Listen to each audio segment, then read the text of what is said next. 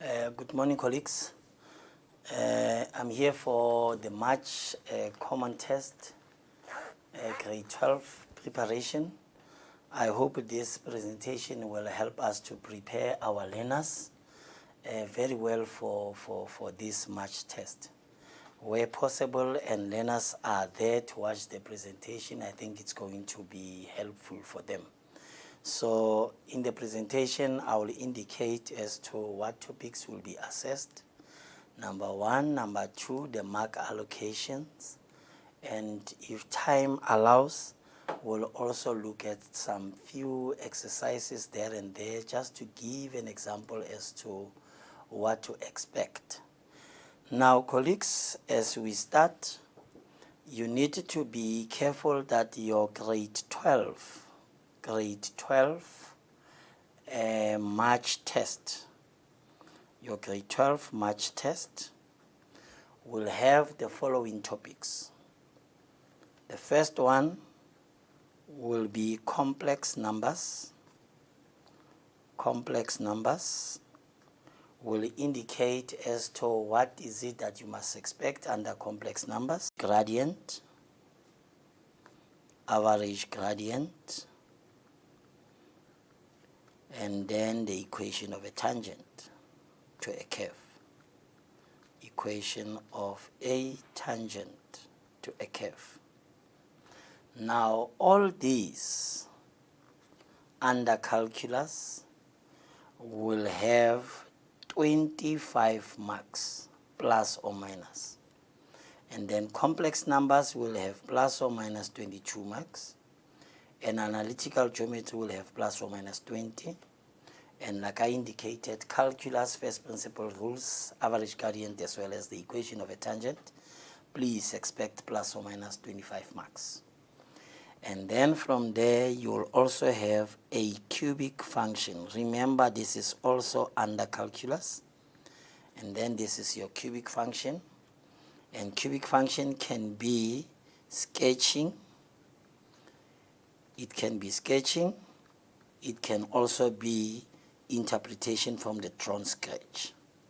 Interpretation from drawn sketch. Drawn sketch. Now, when you look at these cubic function, one can expect plus or minus 17 marks.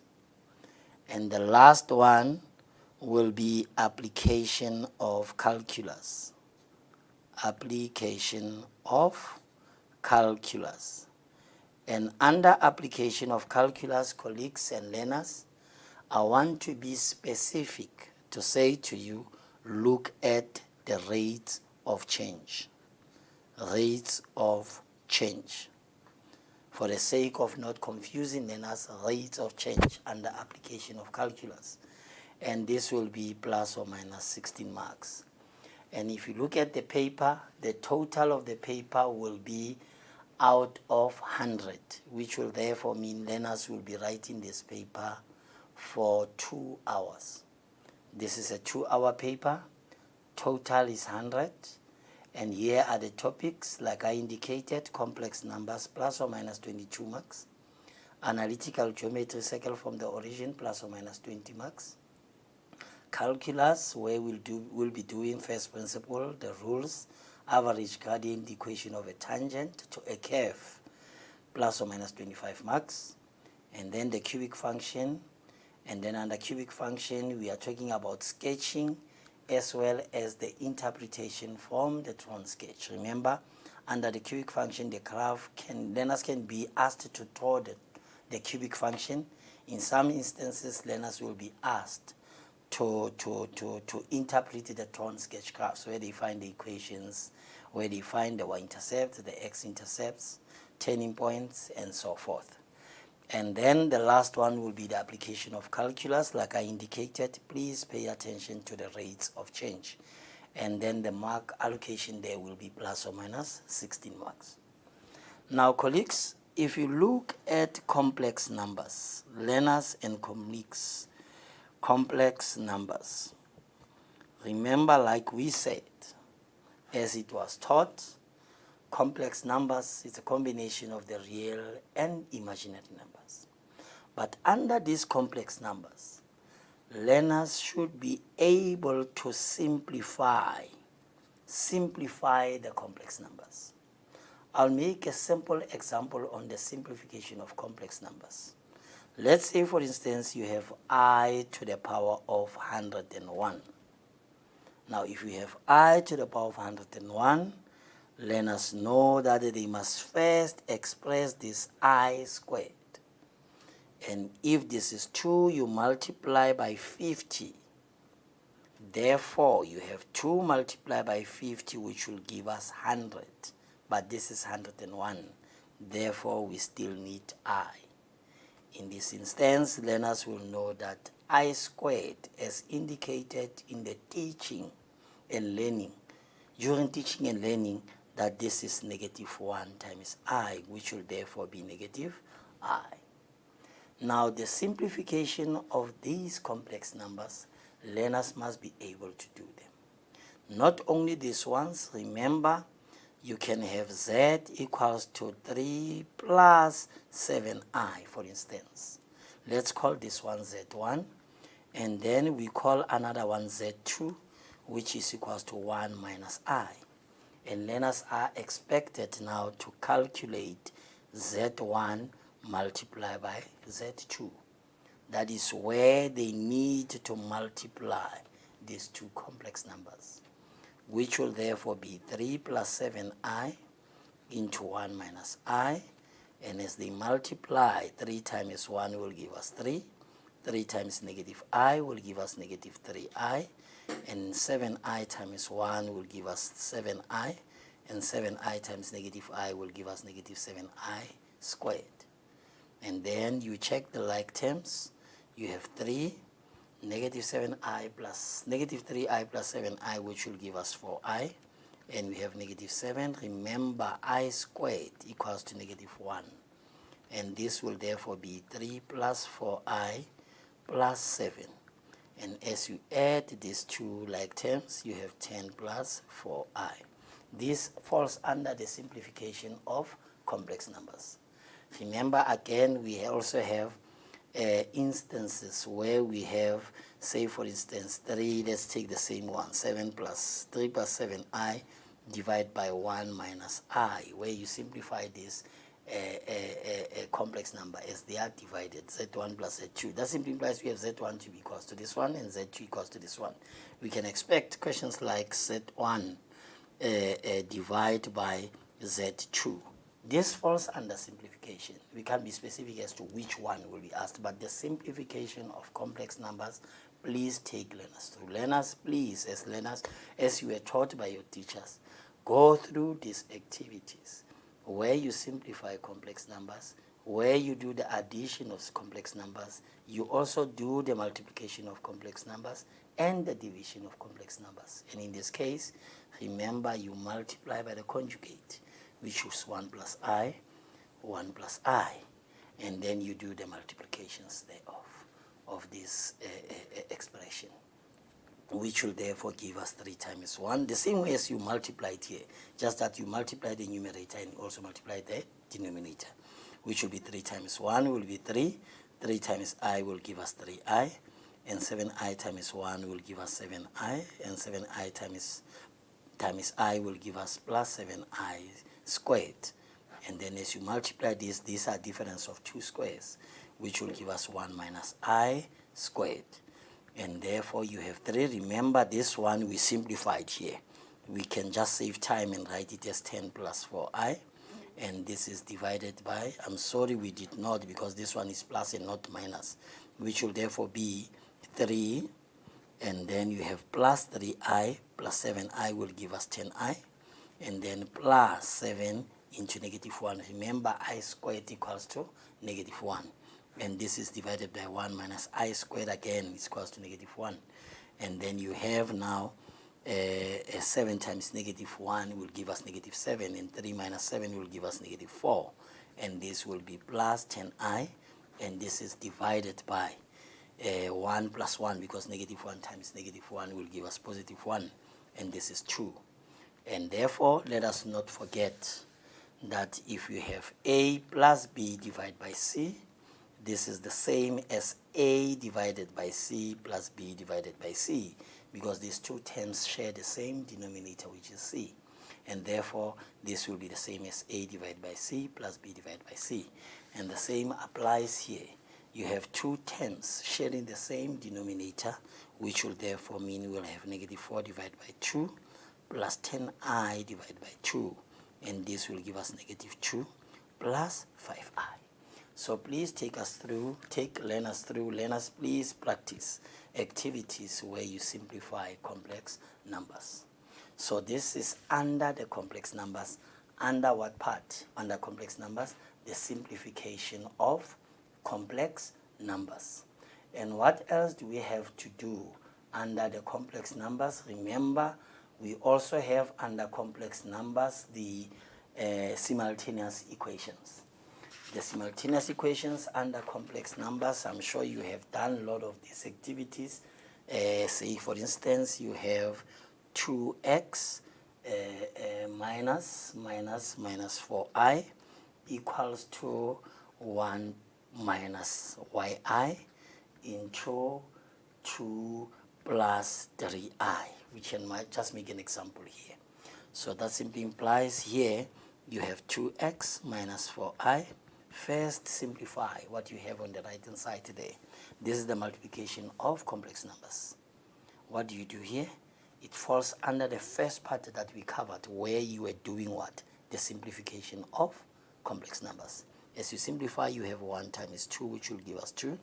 1 times positive 3i will give us 3i. And 2 times negative yi will give us negative 2yi.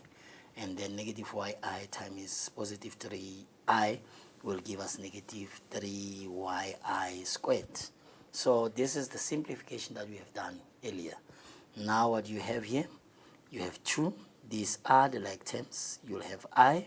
And what else do you have here? Minus 3y. Remember, negative I squared is equals to negative 1. And therefore, you'll have 2 plus I plus 3y. Right? Now, as you have this, you need to make sure that you link the two expressions you have, the ones on the left hand side as well as the ones on the right hand side. Let's say, for instance, you choose to group 2 plus 3y. As you group this one, you have I this side. Therefore, you have 2x minus 4i. This is the real part. This is the real part. This is the imaginary part. And this is the imaginary part. Link the real part first, which will give us 2x is equals to 2 plus 3y. What else do you have? You have now the imaginary parts, which will give us negative 4i equals to I. But now, when you look at this one, as you link, the i's will cancel each other. Therefore, you will not have the simultaneous equation. You need to be very careful when you work on those ones. So I grouped these ones, but now the i's cancels each other. So the advice will be, in this case, have 2x minus 4i equals to 2 plus 3y plus I. Let's see what will happen if we group negative 4i with this part and this part. What will happen? We'll still not have the value of y. So we can still continue with this one, but still will not get the value of y. So I chose not the equation that is not workable. Let's look at another equation that can give us a real answer. I'm sorry, I chose the wrong one here.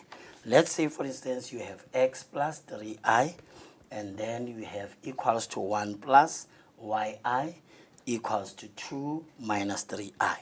Now let's see what will happen with this one. We have x plus 3i, and then like we said, we multiply 1 times 2 will give us 2, and this one will give us negative 3i. This will give us plus 2yi, and yi times negative 3i will give us negative 3yi squared. Now let us simplify here. What do you have? You have 2, and then you choose the like terms. You don't have the like terms so far. You have minus 3i plus 2yi plus 3y into, not plus, minus 3y into negative 1, because I squared is equals to negative 1. And therefore, you'll have 2 minus 3i, and this will be plus what? Plus 2yi. And then here you'll have negative 3y times negative 1, which will give us positive 3 what? 3y. Now remember what we have here. We have x plus 3i. You also have this one. Let's check. We can group the i's together. We have 2 plus 3y. Let's put them this way. And what do we have here? You can have negative. If you take out the negative as a common factor here, look at this part. If you take out negative as a common factor, you are left with, let's not put negative, but put negative I. This is I, this is I, is common. Take out negative also as a common factor. Therefore, you have I common factor, negative 3 times negative 1 will be positive 3. And then we have y, I remember it's a common factor, positive 2y divided by negative 1 will be negative 2y. Now we have x plus 3i. What do you have now? Link x with this one because these are your real parts. Then you have plus equals to 2 plus 3y. Now you have x is equals to 2 plus 3y. Let's call this our first equation. Look at the next equation. What do you have? 3i equals to negative into 3 minus 2y into I. You can divide by I both sides.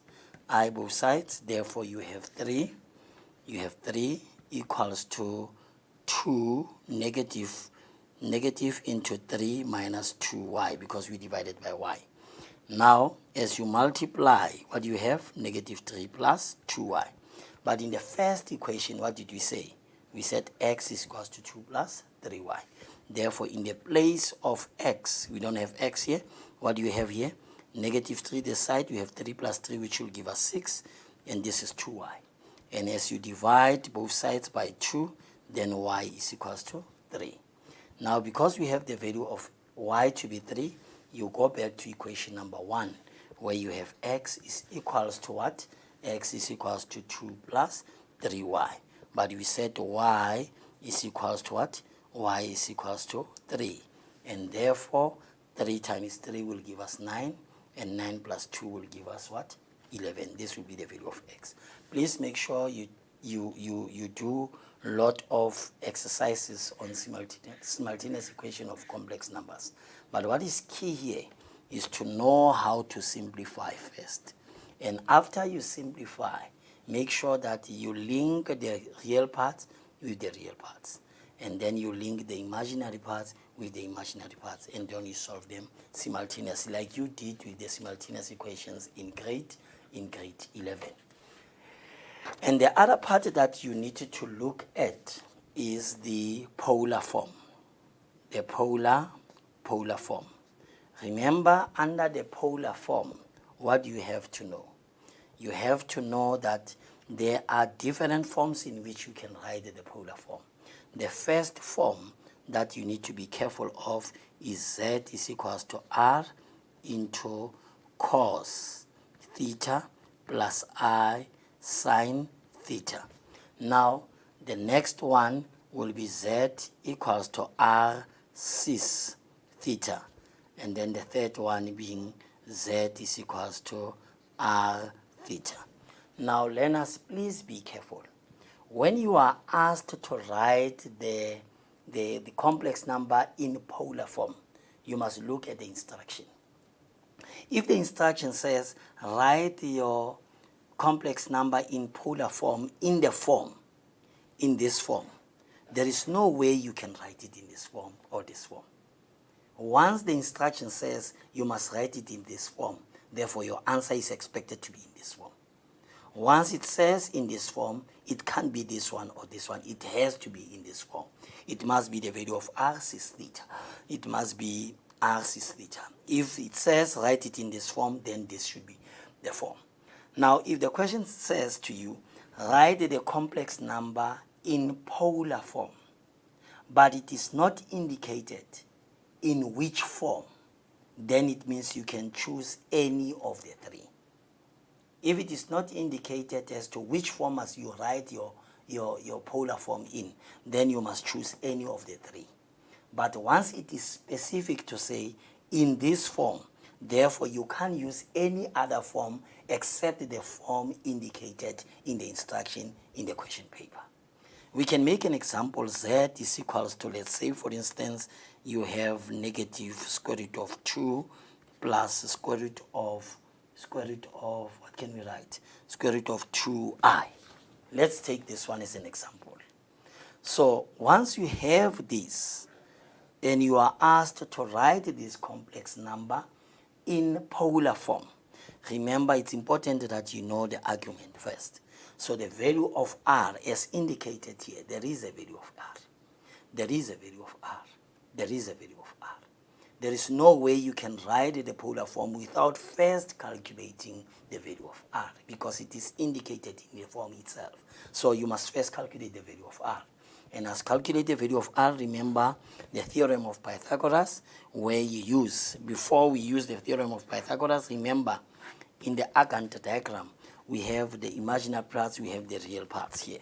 So that simply implies we have negative 2 under the real parts. Remember, the negative of x is this side. So it means we have here, let's say for instance, you have now the negative square root of 2 here. And then the square root of 2 is positive, therefore you have the square root of 2 where they meet. This is the point where you have your in the Gantt diagram, the point in the Gantt diagram where you have the imaginary and the real part, and this is your point, and we call this point negative square root of 2 is to square root of 2i. Now it is clear that this diagram, you have it in the second quadrant, where you have this as the value of x and this as your value of y, and therefore you now substitute. As you substitute, you have negative square root of 2, which is squared, plus the square root of 2, also squared. And what you have, square root of 2 squared is 2, square root of 2 squared is also 2. Therefore you have the square root of 4, and therefore r is equals to 2. We already have the value of r as indicated. But remember, like I said, it depends as to whether the question says write it in this form or this form or this form. But what is important is, in whatever form you are going to write your complex number in, you need to have the value of r. You still need to have the value of theta. So in one way or the other, the calculations first are the same. What is different is the last part of your solution, where you indicate the form as asked in the question paper. Now you have the value of r now to be 2. Now we need to first now find the value of theta. Remember tangent theta. What is tangent? Tangent by definition is y divided by x. Remember, tangent is TOA, as we are always taught. It's opposite over adjacent, and in this case, if you have your angle here 90 degrees and your theta moving from here to here, that simply implies your opposite will be the value of y, and then your adjacent will be the value of x. That is why it's y over x. Now, like we indicated here, the value of y, what did we say the value of y is here? We indicated the value of y to be the square root of 2, and you said that the value of x is negative square root of 2, which means we have negative square root of 2 over square root of 2, which is negative 1. Now, because this is negative 1, you first have to find now the reference angle. What will be your reference angle? It will be shift tangent 1. Please don't use this negative. Just write shift tangent 1, and your reference angle will be 45 degrees. But because it is negative, it refers to that quadrant where tangent is negative. Like we drew this diagram in the Gantt diagram. And in the Gantt diagram, what do you have this? You have this in the second quadrant. And in that second quadrant, tangent is negative. Tangent is negative. Therefore, you have your angle to be 45, your reference angle to be 45, and then you have to calculate theta, which will be equals to 180 degrees minus your reference angle, which is 45, and it will give us 135 degrees. Now, to write it in polar form, then z will be equals to, if the question said, write it in this form, therefore, the answer will be z equals to r. What is the value of r? The value of r, we calculated it to be 2. And then into what? cos what? Cos theta, and we calculated our angle to be what? To be 135 degrees, plus what? Plus I sine, what is the angle? The angle we calculated it to be 135 degrees. That is if the question says, write it in this form. Now another form, it can be, write it in the form Z is equals to R cis theta. Then remember we said the value of R, we calculated it to be 2. Therefore you have 2 cis. What is the theta? What is the magnitude of angle theta? We calculated it to be 135 degrees. And the last form will be what? Z equals to R theta. Like we said, the value of R is 2 and the value of theta is equals to 135 degrees. So you need to check which form is required in the question paper. But if the form is not indicated, then you can write either it in this way or this way or this way. Then it will be acceptable. It will not be acceptable if the form is indicated in the question paper in the instruction. So please be careful, check what the instruction says and follow it as it is. This is what is expected under complex numbers. I think this is exactly what is stipulated in the policy document. And then the next part will be the analytical geometry. Remember, under analytical geometry, as stipulated in the policy, you do equation of the circle from the origin. From the origin, it means 0 and 0. 0 and 0. What else is needed under this? Remember, we are doing circle from the origin. Circle from origin. Number 2, you need to know how to find the equation of a circle. Equation of a circle. You can put a point here. Let's say this is the point, 2 and 1. The equation of the circle, therefore, will be x squared plus y squared equals to r squared. X is 2, y is 1, equals to r squared, and this is 4 plus 1, r squared will be equals to 5. And therefore, the equation of the circle is x squared plus y squared equals to 5. Please, learners, don't find the square root of 5 because the equation of the circle is written in squared. Therefore, you can't find the square root of 5. You leave it as x squared plus y squared equals to 5. Otherwise, once you say square root of 5, you will end up writing your equation as x squared plus y squared equals to the square root of 5, which will be wrong. So please be careful. You just substitute and then you leave your equation as it is. Now this is another part. Another part that can be asked is to find the equation of a tangent to a circle.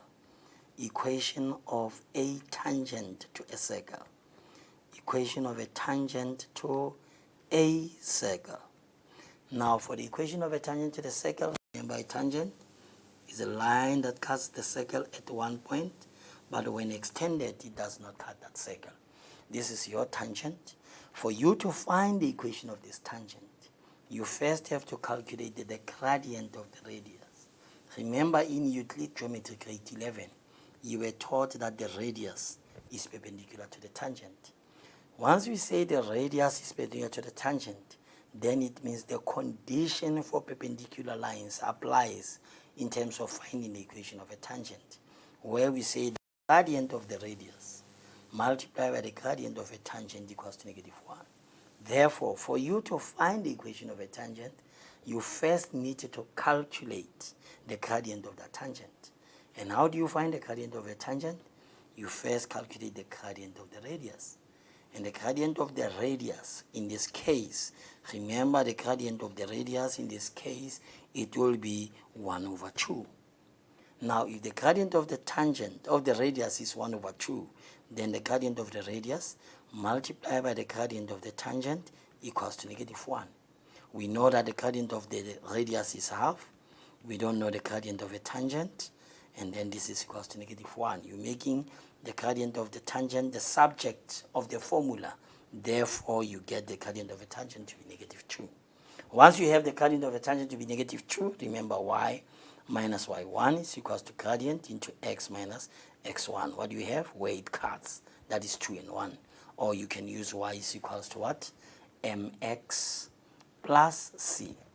Then you substitute the gradient, the value of y, the value of x. What is the value of y? The value of y is 1. The value of x is what? Is 2. Therefore, you are able now to find the value of c. Once you have the value of c, then you will have the equation of a line. Now, we spoke about 3 things. 1, 2, or 3 things. The circle will surely be from the origin. Number 2, you need to know how to calculate the equation of a circle. And to find the equation of a circle, you look at any point on the circumference of the circle. And that point on the circumference of the circle, you use it in the theorem of Pythagoras, x squared plus y squared equals to r squared, to find r squared. And remember what I said, you don't find the square root of r squared, you just substitute r squared as it is. The third one, is to find the equation of a tangent, like in this case as we made an example. For you to find the equation of this tangent, you first need to know what is the gradient of the radius. The gradient of the radius, not forgetting that the radius is perpendicular to tangent. Because the radius is perpendicular to tangent, it means the condition for perpendicular lines applies. That is m1 times m2 equals to negative 1. Therefore, using that condition, one is able to find the gradient of a tangent. And therefore, after finding the gradient of a tangent, equation of a line is equals to y is equals to mx plus c. You substitute the value of y, it is given, it is 1. You substitute now the value of x, it is given, it is 2. And the gradient, you have just calculated it to be negative 2. Once you substitute these 3 values, you'll get the value of the constant. You'll get the constant value, and therefore you have the equation. Or you can go to this equation. Remember, it cuts at 1 and 2. We have y minus, the value of y is 1, equals to the gradient, which is negative 2, into x minus the value of x1 is 2. And then you simplify, you find the equation of a tangent to the circle. The other thing that you need to look at, let's draw any line here. Let us have this line. When you look at that line, it cuts the circle at 2 points. And these 2 points, let's call this one A and call this one B.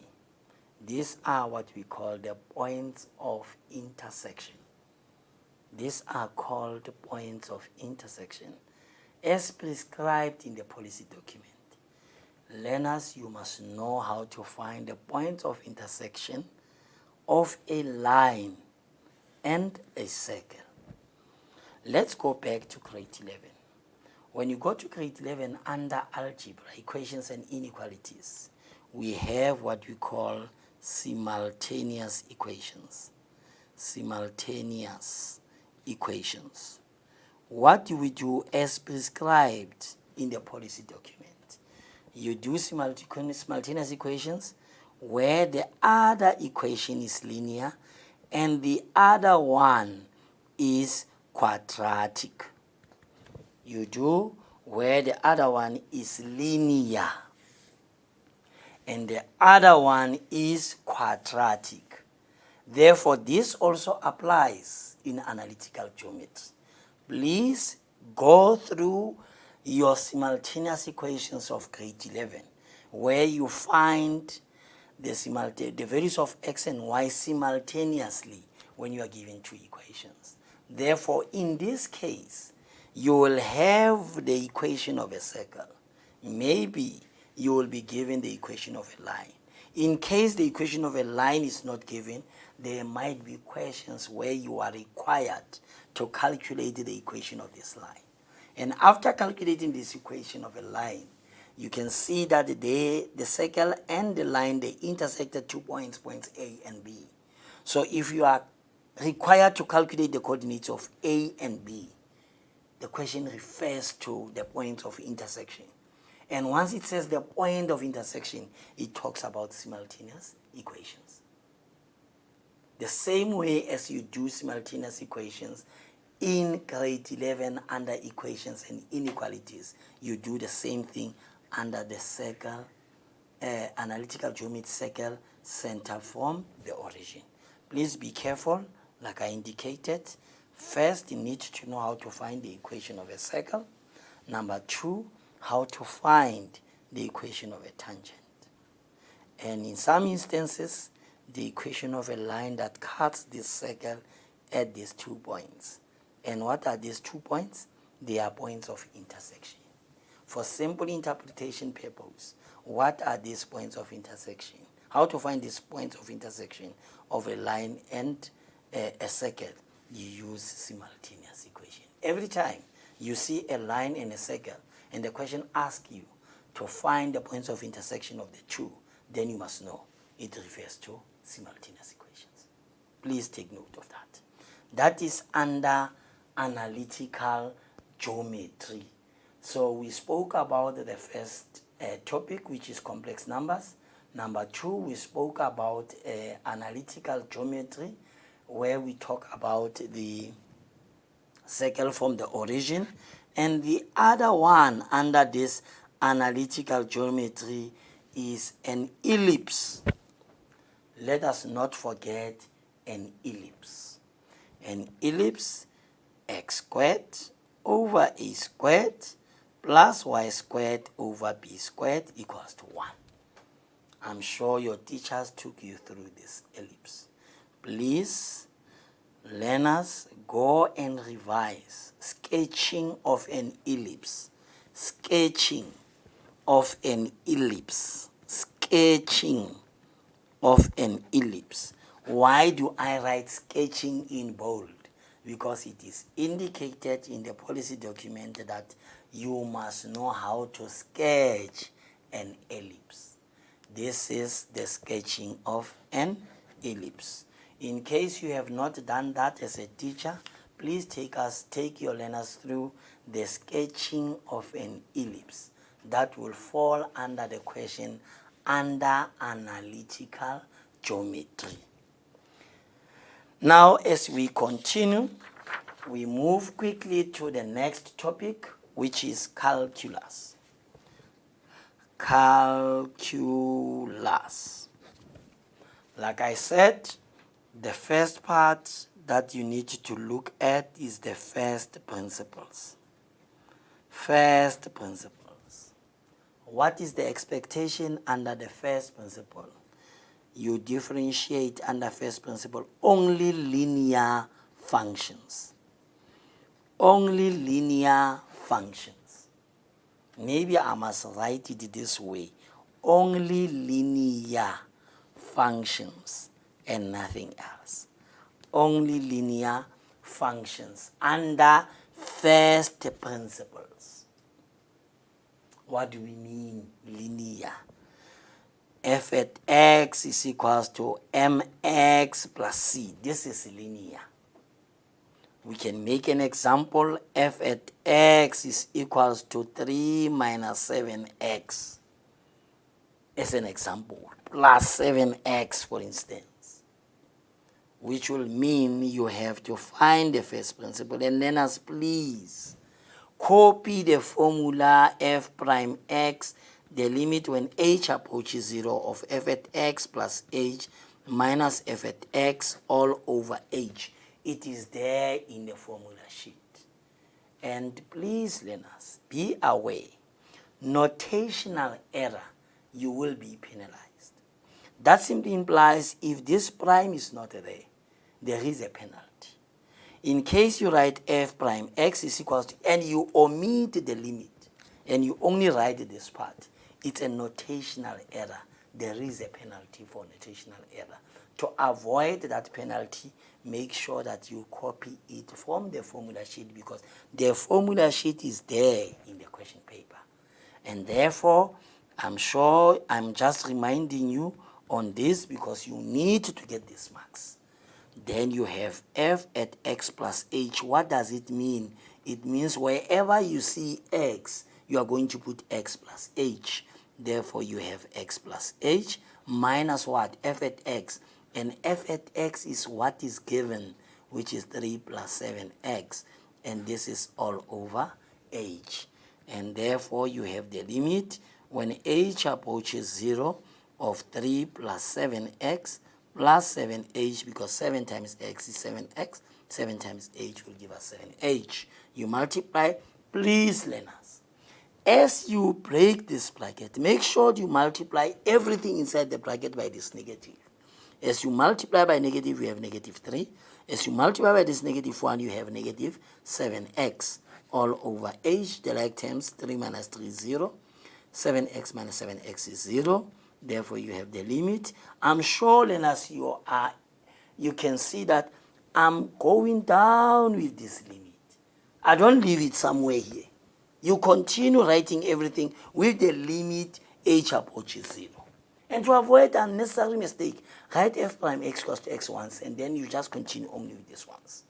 And therefore, you'll be left with 7h over h, and then this will be the limit when h approaches 0.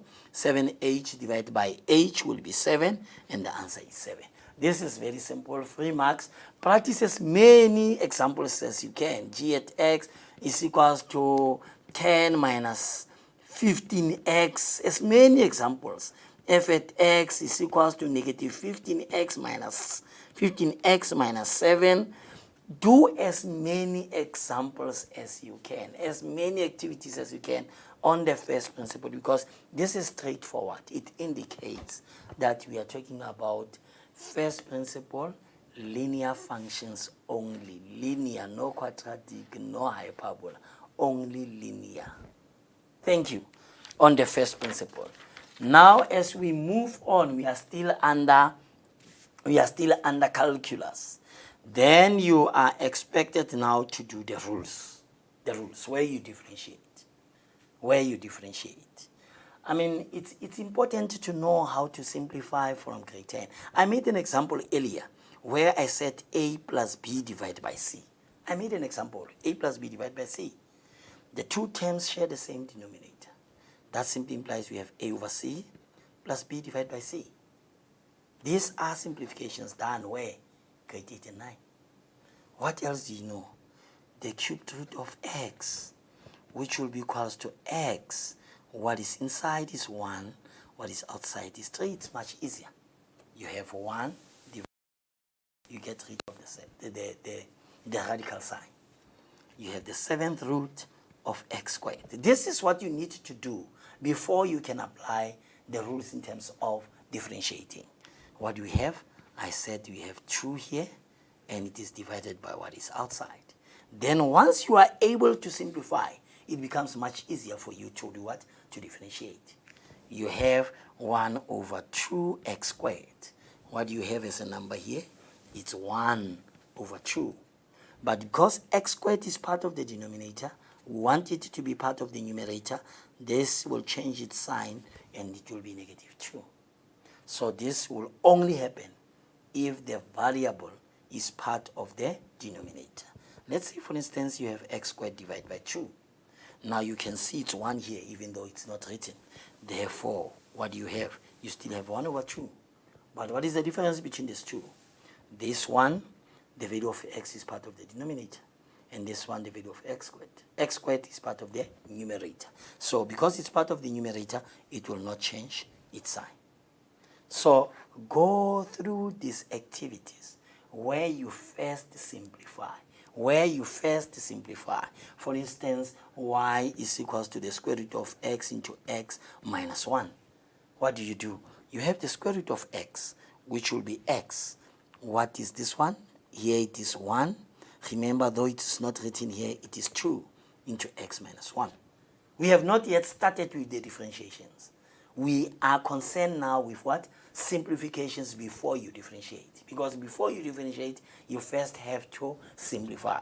And as you simplify, in grade 9 you were taught that when you multiply numbers with the same basis, x and x, you add the exponents. Therefore, you have half plus 1. Don't try to be smart. Use your calculator. It's very easy. You are saving time. Half plus 1. What do you have? 3 over 2. Then you write yourself here 3 over 2. X to the power of half times negative 1 will be x to the power of half. This is simplification before you differentiate. Now what do you have? Now as it is simplified, remember as you were taught, I know our wonderful teachers taught you this thing, that dy over dx, the exponent multiplied by coefficient, which is 3 over 2 multiplied by 1, will be 3 over 2. The exponent minus 1. Remember I said, please use a calculator to avoid unnecessary mistakes. You can see I'm also using a calculator. So it's 3 over 2 minus 1, and it will give you what? Half. It will give you half. And then half times negative 1 will give us negative half, and then half minus 1. You press your calculator. You press your calculator. Half minus 1. What do you get? Negative half. Then you write negative half. Don't even try to simplify it. We are not concerned about simplification thereafter. What is important? Apply the rule. After you differentiate, can you see? Easy marks. After you differentiate, for writing this one, it's a mark. And for multiplying, you get, how many marks are there? 4 free marks. So please go through the simplifications first, and then you can apply the rules. Please, the other thing is the notation. Notation, to avoid notational error. Let's say, for instance, you are given y is equals to 2x squared. You are given dx equals to dx to x squared. What else is given? F at x is equals to 2x squared. The same thing. So when you differentiate here, it will be dy over dx. Exponent multiplied by coefficient is 4, and exponent minus 1 is 1. And as you differentiate here, dx, when you differentiate, you don't write dx anymore. You just write your answer to be what? To be 4x. When you differentiate, if it is indicated as f at x, then it means it's f prime x, which is equals to 4x. These are the different notations that you can expect in your paper. Not only March, June, September, and in your final year examinations. Please take note of the notational errors, first principle, also in the derivative. The other thing, very important, time is not on our side, is the issue of average gradient. The average gradient. Please go through the average gradient. Go through the average gradient. In short, let's say f at x is equals to x squared, let me not say it, x squared to x squared, for instance, between the points x equals to negative 1 and x is equals to 5. So if you are to find the average gradient of f at x equals to 2x squared between the points where x is negative 1 and x is equals to 5, what is the gradient from grade R, grade 9, grade 8? Gradient is equals to change in y over change in x. Now what is important here? You have two values of x. Label another one 1, another one what? 2. So for you to apply this formula, what do you need? You have x1 and x2. It means you need y2 and y1. So in this formula, where you see x1, put negative 1. If you put negative 1 here, you will have negative 1 squared, which is 1. And 1 times 2 is 2. Therefore, you have y1 to be what? To be 2. To get y2, what do? You substitute this value of x, which is 5, in this formula, in this function. And then 5 squared is 25. 25 times 2 is what? It's 50. This is y2. Now it's easy for you to apply what? Gradient is equals to y2 minus y1 all over x2 minus x1. You have x1, you have x2, you have y1, you have y2. And then you are able to find the average gradient. And then the other thing that you need to take note of is the equation of a tangent. Equation of a tangent to a curve. Equation of a tangent to the curve. Learners, please look at the following. You can either be given information such that you have to find the equation of a tangent to f at x equals to negative 2 minus x squared at the point, let's say the point, let me put 1. If I put 1 here, you will have negative 3 minus 1, which is negative 1, and negative 3. Now, can you see already you are given the point in the form x and y? Now what you need to do, you have to find the gradient of this tangent. So find the gradient of this tangent, you differentiate. After you differentiate, you find the value of x. It will give you the gradient. And after the gradient, the equation y is equals to mx plus c, where you use this point, substitute and find the equation of a tangent. Or you can also be given the same function, for instance, and you are required to find the equation of a tangent at the point where x is equals to -1. Can you see in this case, you are told that x is -1, but you are not told what is the value of y. So for you to find the value of y, what do you need to do? Where you see x in this function, you put -1. It will give you the corresponding value of y. And then you find the gradient. How do you find the gradient? Remember I said you differentiate. After you differentiate, where you see x, you put -1. That will be the value of the gradient. And you use the equation y is equals to mx plus c. And then or y is equals to y1, y minus y1 is equals to gradient into x minus x1. Or any other form that you can use to find the equation of a line. So check where you are given the coordinates of a point in terms of x and y, and also where you are given only one value of x, and the value of x and the value of y is not given. These are the two instances where you need to be very careful. Done with the calculus first part, where you find the first principle and also applying the rules. And then the next part is the cubic function.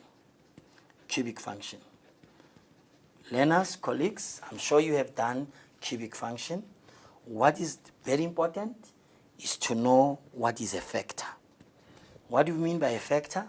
If, say, for instance, you are told that x plus 7 is a factor of f at x, it means if you are to put x here, x will be x equals to -7. X equals to -7. If you are to equate this to 0, x will be equals to -7. Now, when you substitute in your f at x, where x is -7, the answer must be 0. If the question says, show that this is a factor, it means once you substitute here, the answer must be what? 0. And after you say the answer is 0, then you say, therefore, x plus 7 is a factor. To say it's a factor, it's when you substitute by this -7, the answer is 0. Then you can say it's a factor. Or the question says, show that x plus 7 is not a factor. If the question says, show it is not a factor, it means as you substitute by -7, the answer will be any value except 0. So if the answer is any value except 0, then you know it is not a factor. That is number 1. Number 2, what did I say? Number 1, what did I say? I said, show it is a factor. Then it means x plus 7. If you are to solve for x, x will be equals to -7.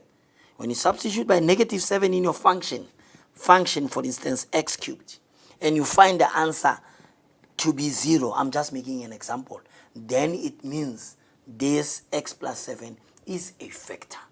And once it is a factor, remember there are different ways in which the follow-up question will say, now factorize that completely, or find the x-intercepts of f at x. Now what do? Others use long division. Others use long division. I was taught by long division also. Others use factorization by inspection. And then others use synthetic division, synthetic method. Now, I am not going to show any method. Stick to the method that the teachers showed you for this March test. Why do we use this? We use this to factorize a cubic function. Why do we factorize a cubic function? In order for us to find what? The x-intercepts. Remember, show that it's a factor. This is helping you to find one of the factors that will help you to use either of these formulae, these methods, so that you are able to factorize your cubic function completely. And once it is completed, it is factorized completely, this is the first one, the second one, then you are able to find what? The x-intercepts. you find the x-intercept from first finding the factor and factorizing completely by any method. And then you find what? The x-intercepts. And after the x-intercept, you are expected now to calculate what? The turning points, coordinates of the turning points. And how to find the coordinates of the turning points? You differentiate. And please take note, as you differentiate, you will say, for instance, we use the same equation here. As you differentiate, you have x squared minus 2x. It's a mark. And to write 3x squared minus 2x is equals to 0, it is also a mark. It is important that you differentiate and you show that at stationary points the derivative is equals to 0, because you'll get a mark for that. And then from there, what do? You factorize. How to factorize? You know how to factorize a quadratic. And if you are unable to factorize, then use quadratic formula. Use quadratic formula. And then after finding the values of x, those values of x, you substitute them in the original in order to find the corresponding values of y. And then from there, you have your turning points. And after the turning points, what do you have? You have your sketch. And learners, please be careful here. When it comes to a sketch, let's make an example quickly. F at x is equals to x cubed, like I did x squared minus 1. And you also have f at x, g at x is equals to negative x cubed plus x squared plus 1. Now look at this one. Can you see that the value, the coefficient of x cubed is positive? So it's important as you sketch your graph. I'm not going to talk about the intercept. As you sketch your graph, the shape is very important. Therefore, you will have first the maximum, the minimum, and it go up to infinity. Therefore, there will be a mark for the shape, because you now understand that once the coefficient of x cubed is positive, your graph will start having the maximum, have the minimum, and it goes up. Once it is negative, what will be the shape? What will be the shape? I'm not concerned about the intercepts for now.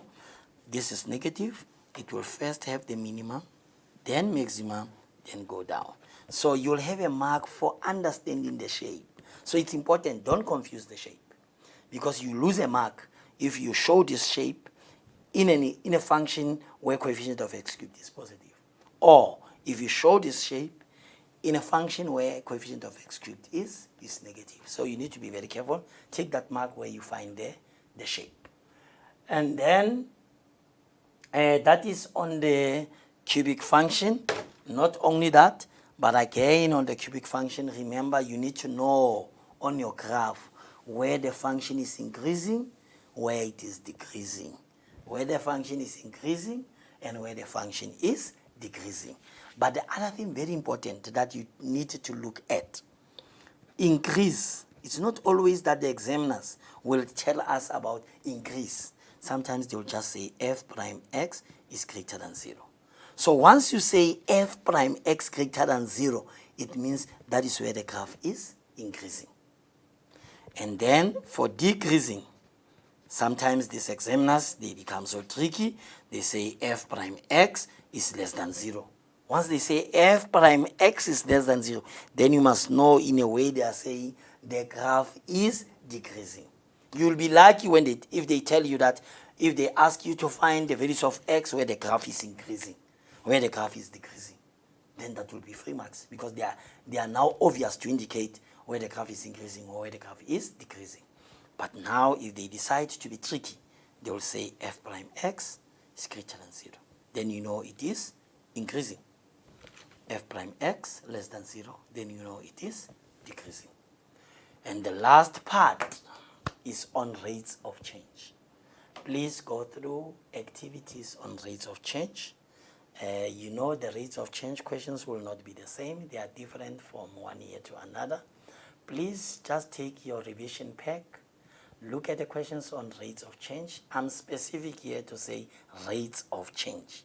Look at questions on rates of change. Practice as many as you can. And I'm sure after this session, learners should be ready for the March test. Thank you so much. Coming back again for grade 11 after 10 minutes. And then grade 10 will follow.